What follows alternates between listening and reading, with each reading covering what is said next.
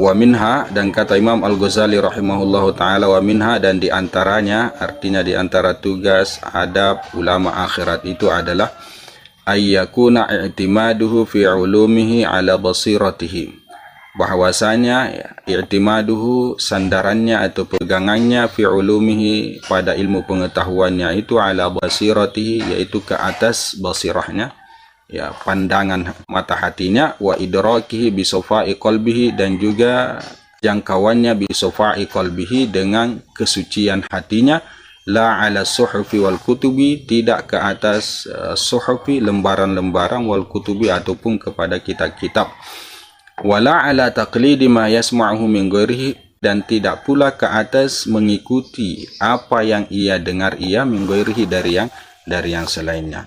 Jadi pada bagian ini Al-Imam Al-Ghazali menekankan bahwasanya i'timad, pegangan seorang ulama akhirat itu ya harusnya lebih kepada basirahnya, lebih kepada kesucian hatinya, bukan secara tekstual, ya, bahasa kasarnya seperti itu, berpatokan kepada lembaran itu tok saja, ataukah kitab-kitab yang dia pelajari itu saja, dan juga tidak boleh bertaklid kepada yang selain daripada dia, ya.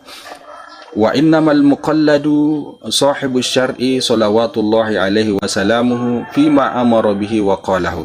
Nah, dan sesungguhnya al-muqalladu, yang diikuti itu, yang ditaklidi itu adalah sahibu syar'i, si empunya syariat, salawatullahi, semoga salawat Allah tercurah ke atasnya, wasalamuhu, dan salamnya, fima amara bihi wa qalahu, pada apa yang ia perintahkan terhadapnya dan ia katakan ia. Nah, jadi yang harus sebenarnya diikuti itu hanya satu saja. Siapa dia? Yang mempunyai syariat. Dalam hal ini adalah Rasul Sallallahu Alaihi Wasallam. Pada setiap yang diperintahkan oleh Rasul Sallallahu Alaihi Wasallam dan juga yang dikatakan oleh Rasul Sallallahu Alaihi Wasallam. Adapun yang selain daripada Rasul Sallallahu Alaihi Wasallam, ya, itu ada pertimbangan yang lebih jauh. Wabil khusus seorang ulama akhirat, ya, yang mungkin sudah sampai kepada martabat atau derajat seorang mujtahid, maka dia tidak boleh berpatokan kepada yang selain daripada dirinya, tidak boleh berpatokan secara tekstual saja, ya, tanpa melihat atau mempertimbangkan atau memandang dengan kemurnian atau basirah hatinya di balik apa yang sedang dia analisa, di balik apa yang sedang dia amati atau pelajari. Okey. Ya, wa innama yuqalladu as-sahabatu radhiyallahu anhum. Nah, dan hanya saja sesungguhnya diikuti itu para sahabat radhiyallahu anhum, ya, min haitsu, dari sisi inna fi'lahum, bahwasanya perbuatan mereka semua, ya, dulu itu menunjuk ala sama'ihim, ke atas pendengaran mereka, min Rasulillah sallallahu alaihi wasallam, dari Rasul sallallahu alaihi wasallam. Nah, andai kata muncul pertanyaan kenapa dia harus bertaklid atau mengikuti para sahabat, itu karena para sahabatlah yang mendengar langsung dari Rasul sallallahu alaihi wasallam, ya, apa yang kemudian mereka amalkan. Jadi setiap pengamalan atau fi'il dari para sahabat itu merupakan suatu perbuatan, suatu sikap, tindakan yang mereka dengar langsung dari Rasul sallallahu alaihi wasallam. Oleh karena itu, ya, para ulama-ulama akhirat itu harus juga, ya, bahasa lainnya mengikuti para sahabat atau bertaklid kepada para sahabat, walaupun yang diikuti secara hakikat itu hanya Rasul sallallahu alaihi wasallam. Kenapa diikuti para sahabat? Karena para sahabat itu perbuatan mereka menunjukkan apa yang sedang mereka dengar dari Rasul sallallahu alaihi wasallam secara langsung. Summa idza qallada sahib asy-syar'ina, kemudian apabila dia bertaklid kepada si pemilik syariat salawatullahi alaihi wasallamuhu fi talaqqi aqwalihi, dalam bertalaki, dalam mempelajari aqwalihi, aqwalnya, perkataan-perkataannya, wa af'alihi, dan juga perbuatan-perbuatannya, bil qabul, dengan penuh penerimaan. Nah, payam bagi, maka sepatutnya ayyakuna harison ala fahmi asrarihi, adanya dia itu harus harison, harus rakus, harus gigih, antusias ala fahmi, untuk memahami asrarihi, rahasia-rahasia dari perkataan-perkataan Rasul sallallahu alaihi wasallam dan juga perbuatan Rasul sallallahu alaihi wasallam. Ya, Jadi Al-Imam Al-Ghazali ingin menekankan suatu catatan ya, terkait dengan ketika seorang ulama itu mengikut Rasul Shallallahu Alaihi Wasallam dalam menerima perkataan dan perbuatannya, maka yang sepatutnya mereka harus, ini catatannya, mereka harus amati, mereka harus dalami, yaitu mencoba untuk memahami apa rahasia di balik segala yang dikatakan oleh Rasul Sallallahu Alaihi Wasallam dan yang dilakukan oleh Rasul Sallallahu Alaihi Wasallam. Hikmah apa di balik semua itu? Nah, itu maksud daripada beliau di sini. Fa innal muqallida, karena sesungguhnya yang seorang muqallid itu, yang mengikuti itu, innama yaf'alul fi'lah, sesungguhnya dia melakukan perbuatan, suatu perbuatan yang dia lihat atau yang dia dengar dari Rasul Sallallahu Alaihi Wasallam. Lianna sahibas syari, karena sesungguhnya si pemilik syariat Rasul Sallallahu Alaihi Wasallam itu fa'alahu, melakukannya. Jadi segala tindak tanduk para ulama dalam melakukan suatu perbuatan itu karena pemilik syariat, dalam hal ini Rasul Sallallahu Alaihi Wasallam, melakukan itu. Wa fi'luhu, dan perbuatannya Rasul Sallallahu Alaihi Wasallam, la budda wa ayyakuna li sirrin fihi, itu tidak boleh tidak, wa ayyakuna itu ada, terjadi perbuatan tersebut, li sirrin, karena ada rahasia fihi padanya. Jadi ada hikmah di balik kenapa Rasul Sallallahu Alaihi Wasallam melakukan perbuatannya. Nah, payam bagi ayyakuna, maka sepatutnya dia, adanya dia itu syadidal bahsi, ya, sangat membahas, sangat mencari tahu, an asraril a'mali, terkait dengan rahasia-rahasia amal, wal aqwal, dan juga perkataan-perkataan yang bersumber dari Rasul Sallallahu Alaihi Wasallam. Kenapa Rasul Sallallahu Alaihi Wasallam melakukan seperti ini? Ya mungkin karena ada hikmah di balik itu. Kenapa Rasul Sallallahu Alaihi Wasallam mengatakan seperti ini? Ya tentu ada tujuan dan hikmah di balik semua itu. Fa'innahu, karena sesungguhnya dia, kata beliau, ini tafa bihifdzi ma yuqalu, apabila dia merasa cukup, merasa puas bihifdzi ma yuqalu, dengan mengingat, menghafal, memelihara apa yang sekedar dikatakan, nah maka kana wi'a'al lil ilmi, dia adalah wadah bagi ilmu pengetahuan, dia adalah wadahnya.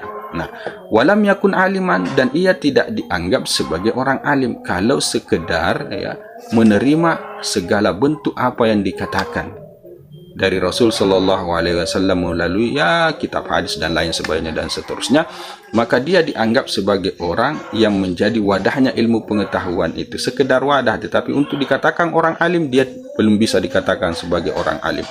Nah, nanti dia mengetahui rahasia, sir, hikmah dibalik apa yang dikatakan itu, barulah dia dikategorikan sebagai orang alim atau yang disebut dengan orang yang paham. Walidzalika, oleh karena itulah, kana yuqalu, maka adalah dikatakan, fulanun min awiyatil ilmi, si fulan itu termasuk wadahnya ilmu pengetahuan. Artinya ada bahasa yang beredar di masyarakat ya, terkait dengan orang yang hanya sekedar menghafal saja, hanya sekedar mengetahui saja secara tekstual ya, secara tertulis, secara disampaikan, dikatakan begitu saja, yang mana istilah itu disebut dengan ya dia hanya wadahnya ilmu pengetahuan. Si fulan itu min awiyatil ilmi, ada istilah-istilah begitu ya, jadi yang beredar di tengah masyarakat ketika orang itu hanya bermain di zohir saja atau di tekstualnya saja, tidak secara kontekstual, kurang lebihlah seperti itu mafhumnya. Wa kana la yusamma aliman, dan adalah dia tidak diberi nama, tidak dipanggil, tidak digelar seorang alim, idza kana sya'nahu, apabila adanya keadaannya adalah al-hifdzu, hanya sekedar menghafal, min ghairi itla'in alal hikami, tanpa dia mengetahui atas hikmah-hikmah di balik apa yang dikatakan itu, wal asrari, dan rahasia-rahasia di balik apa yang dikatakan tersebut. Nah, wa man kushifa an qalbihi al-ghita'u, nah siapa orang yang disingkap an qalbihi, dari hatinya, al-ghita'u ya penutup itu, nah hatinya itu dari penutup disingkap, terbuka hatinya, wastanara binuril hidayati, dan bersinar hatinya dengan cahaya hidayah, sara fi nafsihi matbu'an, maka adalah dia pada dirinya itu matbu'an, diikuti, muqalladan, ya diteladani, ya kurang lebih seperti itu. Jadi orang yang cahaya hatinya itu sudah terbuka, tidak ada lagi gitok yang menutup, segalanya dia paham, bukan hanya sekedar tahu, maka orang yang seperti ini termasuk orang yang matbu', diikuti, termasuk orang yang ditaklidi, kurang lebih seperti itu. Dan dia tidak bisa taklid kepada siapapun, ya, kepada yang lain, ya. Fala yang bagi, maka tidak seyogyanya dia, tidak sepatutnya ayyuqallida ghairahu, dia mengikuti yang selain daripada dia.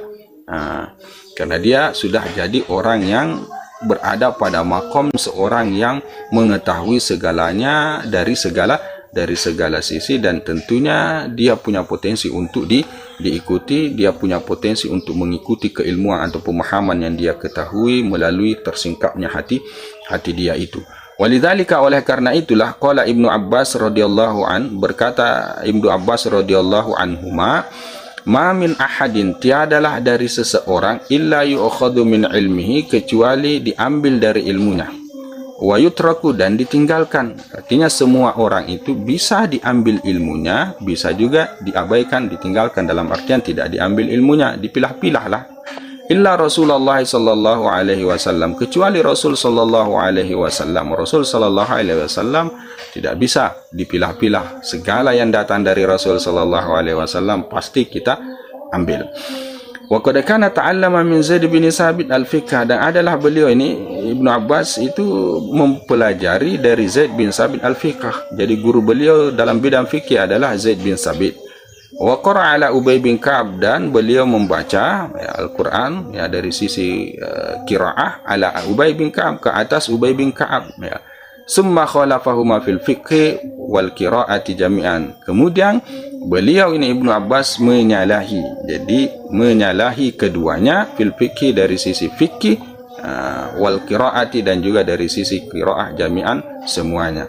Nah, walaupun guru fikih beliau adalah Zaid bin Sabit dan guru qiraah beliau adalah Ubay bin Ka'ab, tetapi beliau juga punya kepakaran, kemahiran yang boleh dikata hampir setara dengan guru beliau, atau mungkin lebih daripada guru beliau. Akhirnya kemudian beliau itu berijtihad sendiri, menyalahi, ya, berbeda pendapat, ya, terkait dengan fikih, ya, dengan gurunya Zaid bin Sabit, dan berbeda pendapat terkait dengan qiraah dengan gurunya Ubay bin Ka'ab. Nah, ini salah satu kesimpulan yang bisa kita ambil, bahwa yang selain daripada Rasul sallallahu alaihi wasallam, ya, itu masih bisa untuk kita tidak ikutilah, bahasa kasarnya seperti itu.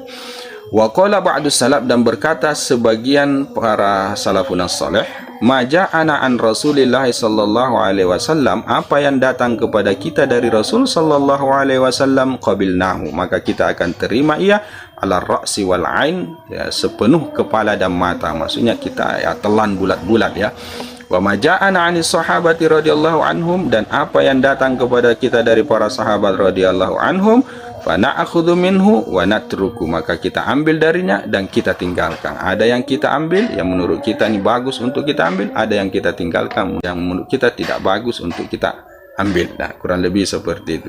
Wa ma ja'ana 'anit tabi'in, dan apa yang datang kepada kita dari kalangan para tabi'in, para ulama yang setelahnya, fahum rijal, mereka adalah laki-laki, wa nahnu rijal, dan kita juga adalah laki-laki. Mereka hebat, tetapi potensi hebat juga itu ada pada diri kita. Kurang lebih maksudnya ini, ya, hampir setara lah antara kita dengan mereka, yang terkadang mereka juga salah dan seterusnya. Nah, untuk tabi'in di riwayat ini, ya, ada penempatan posisi yang kurang lebih hampir sama. Maksudnya apa? Maksudnya Imam Al-Ghazali mengutip riwayat ini sekali lagi untuk menekankan kepada para ulama-ulama akhirat itu, agar dalam menetapkan, menyampaikan sesuatu yang ingin dia tetapkan dan dia ingin sampaikan, maka sepatutnya yang menjadi pegangannya itu jangan hanya sekedar diambil dari kitab atau didengar dari orang, kemudian ditetapkan, kemudian disampaikan, tetapi harusnya dia bersandar, bertaklid, ya, kepada dirinya secara basirahnya dan secara kesucian hatinya, ya, karena posisi para ulama pada dasarnya itu, ya, hampir sama dengan para tabi. Dalam hal ini, ya, 50-50 kurang lebih seperti itu, yang mungkin sejalan dengan apa yang menjadi pandangan dia, tidak masalah dia kemudian ambil dan tetapkan. Tetapi kalau tidak sejalan dengan pandangan dia, ya jangan diambil dan jangan ditetapkan. Kurang lebihlah seperti itu maksud daripada Imam Al-Ghazali. Wa innama faddalah as-sahabatu, dan sesungguhnya melebihi itu para sahabat, ya. Nah, sekarang kalau ada pertanyaan menuju kepada kita, lantas kenapa kita mengikuti para sahabat, tidak langsung kepada Rasul sallallahu alaihi wasallam? Begini jawabannya, ya, sesungguhnya melebihi itu para sahabat, ya, dia punya fadilah, keistimewaan. Kenapa kita mengikuti mereka juga? Limusyahadatihim, karena mereka menyaksikan qara'ina ahwali Rasulillah sallallahu alaihi wasallam. Mereka menyaksikan langsung tanda-tanda keadaan Rasul sallallahu alaihi wasallam. Jadi tanda-tanda keadaan Rasul sallallahu alaihi wasallam dalam menyampaikan apa yang dia ingin sampaikan dan melakukan apa yang dia ingin lakukan. Nah, itu disaksikan atau diketahui oleh orang-orang yang ada di sekitarnya, yaitu para sahabat. Ya, tentunya mereka ini para sahabat lebih tahu hikmah di balik apa yang Rasul sallallahu alaihi wasallam sampaikan, apa yang Rasul sallallahu alaihi wasallam perbuat, karena mereka melihat langsung. Nah, beda kita ini hanya mendengar saja dari kitab-kitab dan seterusnya. Wa itilaqi qulubihim, dan terpautnya hati mereka kepada umuran perkara-perkara udrikat bil qara'in, yang bisa dijangkau dengan qarinah, dengan tanda-tanda, dengan isyarat dan seterusnya. Jadi hati mereka itu erat kaitannya dengan perkara-perkara yang dilakukan oleh Rasul sallallahu alaihi wasallam, yang mana perkara ini itu bisa diketahui secara tepat, secara mengena, dengan adanya qarinah-qarinah, adanya tanda-tanda, adanya semacam faktor di balik kenapa Rasul sallallahu alaihi wasallam begini, begitu dan seterusnya. Jadi orang-orang yang pahamlah terkait dengan asbabun nuzul kalau berhubungan dengan ayat, paham betul dengan asbabul wurud kalau yang berhubungan dengan hadis. Nah, ini hanya sahabat yang bisa seperti itu. Oleh karena itulah kita harus mengikuti mereka. Ya, bukan berarti bahwa mereka itu mutlak kebenaran mereka, ya, tidak. Fasaddadahum zalika ila shawabi, maka mengarahkanlah yang demikian itu, artinya apa, ya?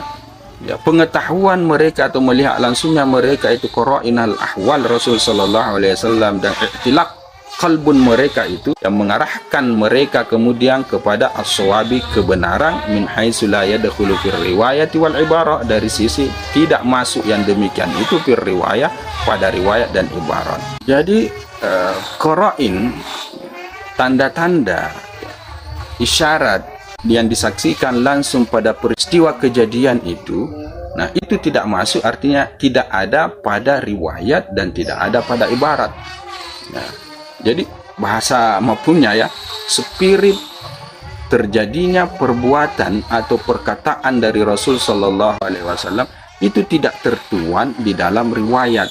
Nah, tidak ada pada penyampaian perbuatan dan perkataan itu kepada kita melalui orang. Ya, orang menyampaikan bahwa Rasulullah begini, hanya perbuatannya saja atau perkataannya saja yang disampaikan, sementara qara'in itu tidak ada. Nah, begitu juga dari sisi al-ibarat, dari ibarat kitab. Di kitab hanya, ya, hadis-hadis Rasul sallallahu alaihi wasallam yang sampai kepada kita, tetapi ya qara'in itu tidak disertakan di situ. Nah, sementara qara'in inilah, qarinah inilah, spirit inilah, ketika kita tahu, maka itu akan membantu kita untuk lebih mudah memahami, ya, apa yang disampaikan dan dilakukan oleh Rasul sallallahu alaihi wasallam dengan benar, dengan tepat. Dan siapa yang mengetahui spirit tersebut, qara'in tersebut di balik apa yang disampaikan dan dilakukan oleh Rasul sallallahu alaihi wasallam, yaitu para sahabat. Oleh karena itu taklid kepada sahabat, bahasa langsungnya seperti itu adalah sesuatu yang mesti, ya. Itfadu alaihim, karena tertuang ke atas mereka itu min nurin nubuwati, berupa cahaya kenabian, ma yaharusuhum bil aksari anil khata, ya, apa yang dapat menjaga mereka bil aksari pada kebanyakannya anil khata, daripada kesalahan. Jadi nur nubuah, ya, karena mereka berada pada zaman Nabi sallallahu alaihi wasallam, di sekitar Nabi sallallahu alaihi wasallam, maka mereka pastinya akan kepercik nur nubuah itu, cahaya kenabian itu. dan itu yang akan menjaga mereka dari kesalahan pada umumnya. Al-aksar kurang lebih seperti itu. Jadi inilah alasan ya kenapa kita juga harus bertaklid kepada para sahabat, walaupun pada dasarnya itu yang kita taklidi itu hanya Rasul sallallahu alaihi wasallam. Oke. Wa idza kana al-i'timadu 'ala al-masmu'i min al-ghairi taqlidan ghairu mardiyin, ya. Dan jika adanya bersandar kepada apa yang didengarkan minal ghairi dari orang lain itu adalah taklid yang tidak disukai, diridhoi, ya. Jika memang berpatokan kepada pendengaran kita dari orang lain itu adalah merupakan taklid yang tidak benar, nah, fal i'timadu 'alal kutubi wat tasanifi abadu, maka berpegang kepada kitab-kitab dan juga karangan-karangan para ulama abadu, itu lebih jauh lagi, ya. Kepada orang saja itu dianggap tidak bagus, apalagi kepada kitab atau buku-buku yang mana ya pastinya tidak bisa berbicara, tidak bisa menjelaskan, tidak bisa terlihat gestur dan lain sebagainya di balik apa yang dia sampaikan, beda dengan manusia. Makanya kata beliau di sini, maka bersandar kepada kitab dan buku lebih jauh lagi, lebih tidak boleh bertaklid lagi, lebih tidak diridhoi lagi. Balil kutubu wat tasanifu muhdatsatun, ya.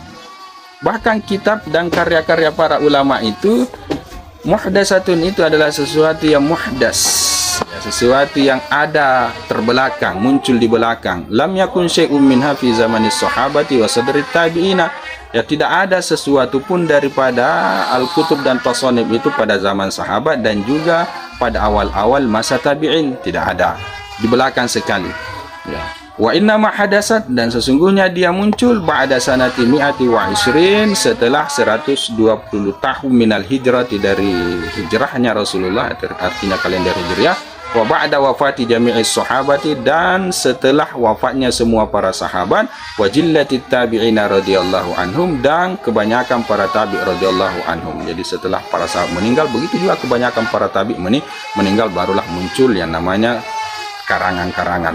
Wa ba'da wafati Sa'id bin al-Musayyib, dan juga setelah meninggalnya Sa'id bin Musayyib, wal Hasan wa khiyarit tabi'ina, dan juga tabi' yang terbaik, semuanya juga sudah tidak ada, barulah muncul ini kitab-kitab ini.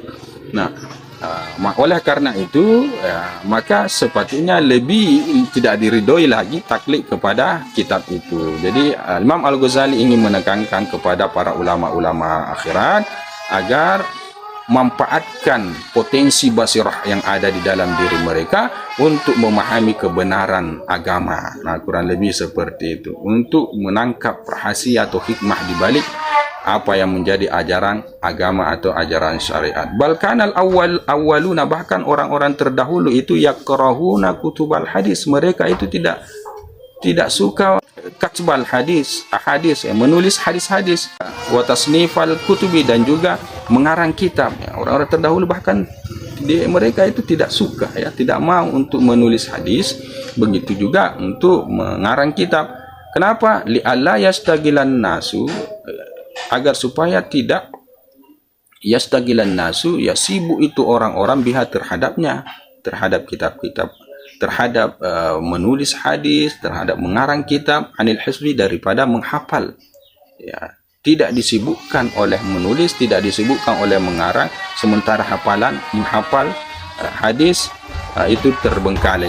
Wa anil Qur'ani, dan juga agar supaya tidak disibukkan dari Al-Qur'an, wa anit tadabburi, dan juga dari mentadabburi Al-Qur'an, wa tafakkuri, dan memikir-mikirkan makna Al-Qur'an.